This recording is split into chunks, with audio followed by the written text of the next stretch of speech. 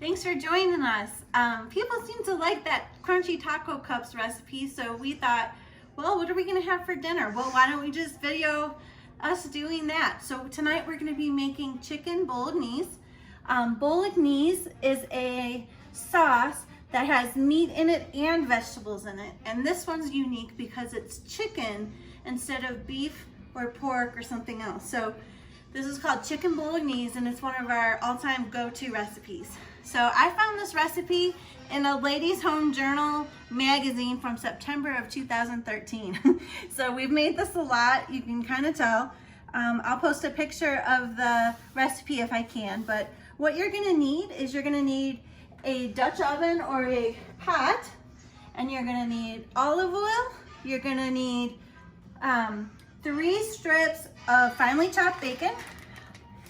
You're gonna need 2 cloves of garlic, minced, 1 cup of finely diced onion, 3/4 cup finely diced carrot, a pound of ground chicken, kosher salt, a 1/4 cup of tomato paste, and you can get that. Each normal can has 3/4 of a cup of tomato paste, and sometimes you end up only needing a part of it. So they also sell little tubes that you can get, and it came in a box. So sometimes you can find these, which is kind of handy. Some other people freeze the rest of their tomato paste, but we often just toss it. But anyway, so you're gonna need tomato paste, you're gonna need white wine, a 1/4 cup of white wine, you're gonna need 3/4 cup of chicken broth, and then later on we're gonna cook pasta and add it in. And then you can also have ricotta cheese if you want, and Parmesan cheese, but that's up to you. So we're gonna show you how to do it. The first thing that I'm gonna do is I'm going to take a few pieces of bacon, and I'm gonna just cut them up real small, and I'm gonna cook them in a tablespoon of olive oil for some reason. You don't really need oil when you're doing bacon, but that's what this says, so that's what I just follow all the time. So we're gonna do that, then we're gonna add in minced garlic, 2 cloves. And I just wanted, for anybody who didn't know this, for a while when I was new at cooking, I didn't know what a clove was. I didn't know if this was a clove or if this was a clove. And so this is called a garlic bulb or a head of garlic. And then inside there are the different cloves. So I'm gonna use 3 little ones instead of 2 normal size ones. So anyway, so I'm gonna do that while Dave starts chopping the vegetables because he has mastered that skill. So we'll see you in a minute. Okay, we're sauteing 4 strips of bacon cut up in olive oil in a Dutch oven or a stock pot or just a normal pan. So that's what we're starting with. When a recipe calls for 3 strips of bacon, I always do 4 because, you know, bacon. So I'm gonna chop an onion and chop some carrots. So I'm just gonna show you real quickly how to get started on that. So I took a knife cutting class. They taught us some tricks, one of which is to cut a flat surface for your carrots so they don't roll. And then you just cut them small. We want them kind of fine for this recipe. So. And these are washed and then peeled carrots, is that right? Right, and I cut the stem off and I cut the tip off because those get a little mangled and mangy. Yeah. So these larger pieces we sometimes cut into smaller bits. When you're cutting like that, you want to do Superman hands. That's how I was taught. That way you avoid curling your fingers under there and getting into trouble. Awesome. So that's a quick look at carrots. I'm going to show you the onion because it's kind of cool.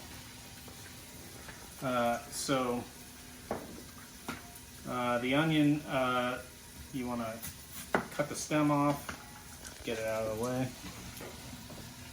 And then you might be tempted to do this, cut the hairy part off, but you don't want to do that. You want to actually cut the onion in half down the root, and there's a reason for that. It makes it much easier to dice the onions when you do that, and I'll show you how in a little bit. I just want to get this outer layer off. You want to get that green part inside too out? Yeah.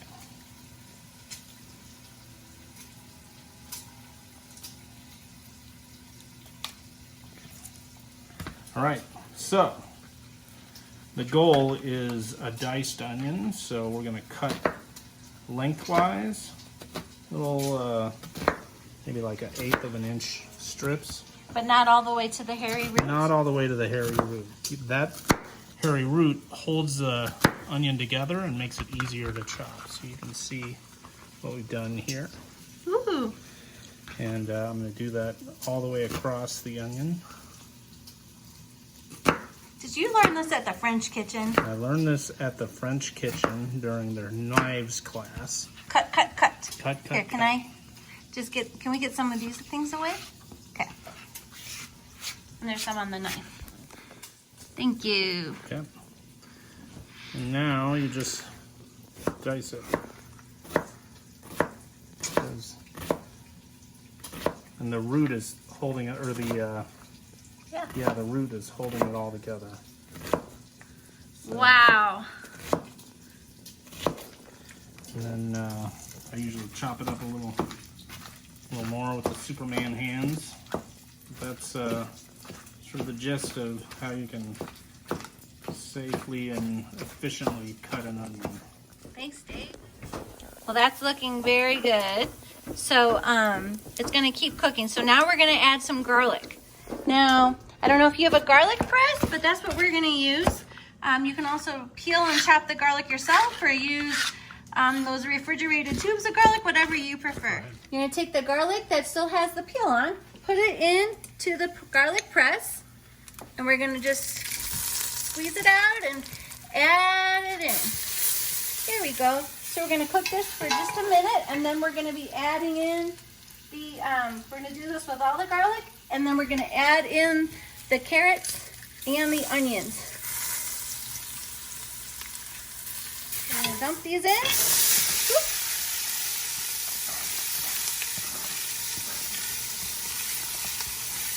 And stir them up.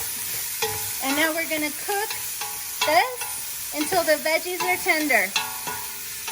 So that'll probably be about, let's see, they're pretty small, maybe 5 to 8 minutes.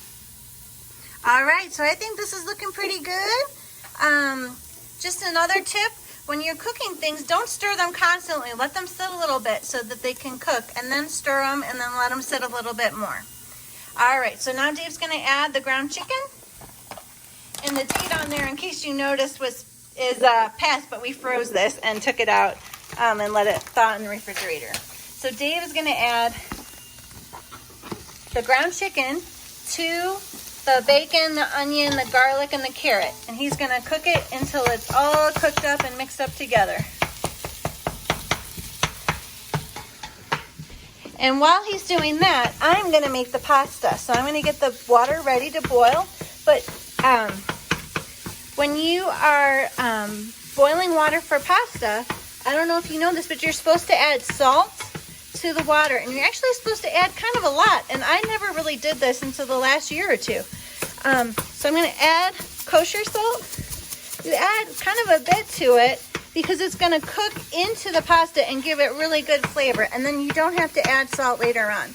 So I'm going to set this on high to boil the water before we add the pasta. I'm going to add the lid. Okay, so it looks like the chicken is no longer pink, and it's looking good. So we were supposed to add 2 teaspoons of kosher salt when we added the meat, but I'm just going to add it now, and that's okay. And I'm going to do a little less than that because that seems like a lot. So I'm just going to add in a little bit over a teaspoon of salt. Dave can stir that in.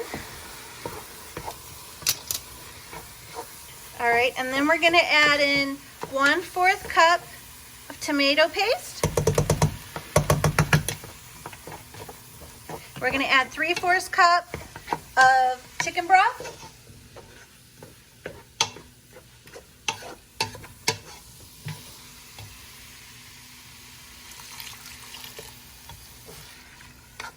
And we're going to add 1/4 cup of wine. white wine. So now we're gonna cook this covered for 5 minutes. You can put the lid on, and then we're gonna cook it uncovered after that. And at the same time, we're getting our water ready to boil. Now the recipe calls for, here's the recipe right here. The recipe calls, you can take a screenshot of this if you want. The recipe calls for 8 ounces or half a pound of pasta. I usually like to use this Protein Plus pasta, and the box is a little smaller than the pound. It's 14.5 ounces. So because we like pasta a lot, I just use the whole box, but you can do whatever you want. So I'm gonna, when the water is boiling, I'm gonna add the pasta and I'm gonna cook it, and then we'll come back to you. Okay, so it's been 5 minutes cooking covered.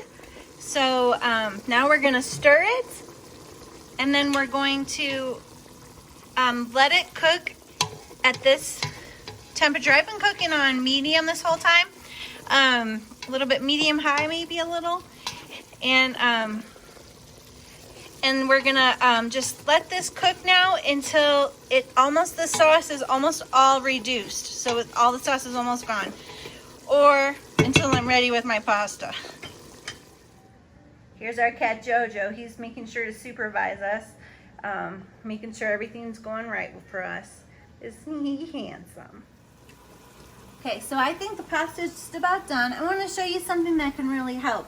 I try to remember to do this every time, but I often forget. So I put like a little cup measure. This is a 1/3 cup measure next to the pan. So it's carefully, when your pasta is done, you try to take some of the pasta water out, and if you have pasta in it, it's okay, and just set it aside. And then I'm going to dump and drain the pasta.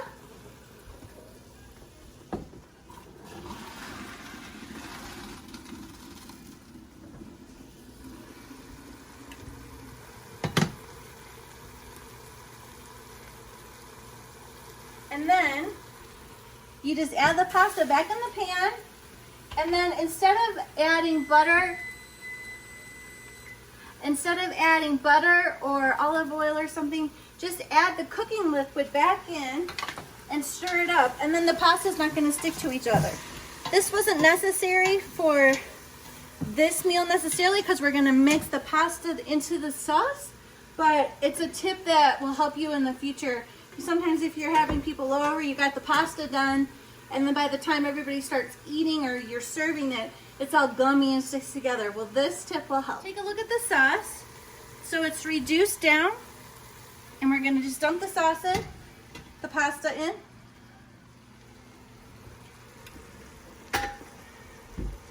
And we'll just stir it up.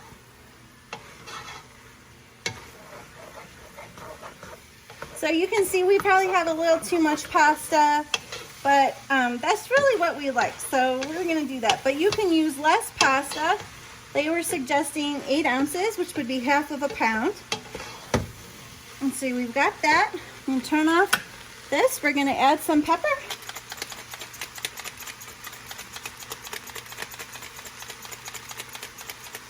And we'll add more to our servings. And then we're just gonna serve it up in our bowls.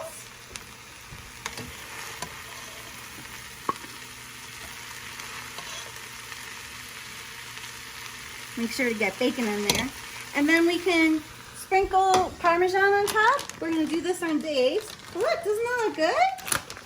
It's delicious. Sprinkle some Parmesan. You can also put ricotta on it if you want.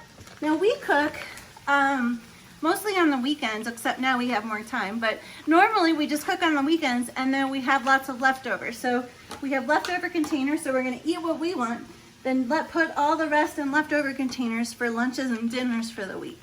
So again, this is chicken bolognese. It's super easy. We are just normal or pretty normal people, and we just thought we'd walk you through what we were gonna already have for dinner so that you know you can cook easily too. So we hope you like it.